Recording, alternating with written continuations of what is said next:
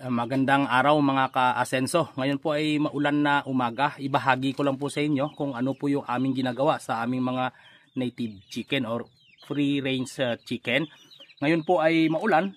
Nakaraan po nagbigay po kami ng bacterial flushing sa kanila gamit po ang Premoxil. Premoxil po yung gamit namin. Ngayon dahil maulan, mapansin nyo naman po may tubig po sa ating area. So para hindi po magkaroon ng resistance ang bakterya sa iisang gamot, ngayon nagtimpla po kami ng Doximol. Dahil nga po maulan, 3 consecutive days po tayo magbibigay. Ang pagtitimpla ng Doximol sa aming mga free-range chicken, 2 litro ng tubig sa isang sachet or 5 grams. Dahil nga po maulan, para mas medyo matapang po ang timplada ng ating ibibigay na antibiotic sa kanila. Kaya Doximol ang binigay namin ngayon dahil nga Premoxil ang last na binigay namin. Nagtimpla po kami kanina. Ito po yung iba. Ito kulay, kung makikita niyo kulay orange. Yung iba po ay nandyan po sa kubo. Diyan, nandun sa baba yung iba. Ayan, may pakita ko sa inyo. Hindi na po ako makaano dahil umaambon. Baka mabasa tayo at matuluyan tayong lagnatin.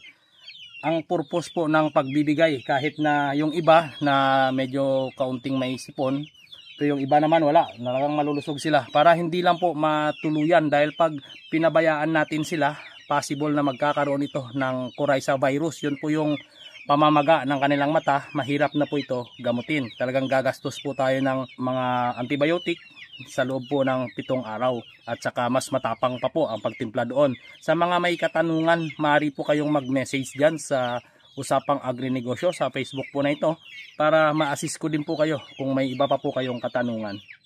Note lang din po magkaiba po ang pagbibigay ng bacterial flushing sa free-range at sa naka-cage na mga manok. Yung katulad ng RTL sa vlog ko dyan sa iba, magkaiba po ang pagbibigay.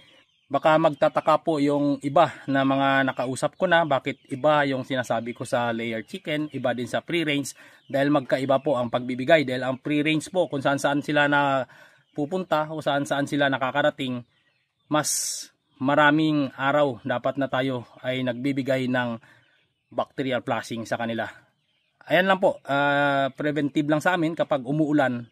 Matik na po yan. Sa free range, nagbibigay po kami ng 3 consecutive days ng pagbibigay ng antibiotic. Either Doximol or Premoxil. Ayan po, sigurado na hindi po tatamaan ng matinding sakit ang ating mga manok. Subok na po namin yan sa haba ng mga taon na amin pong kaagapay ay Doximol at Premoxil.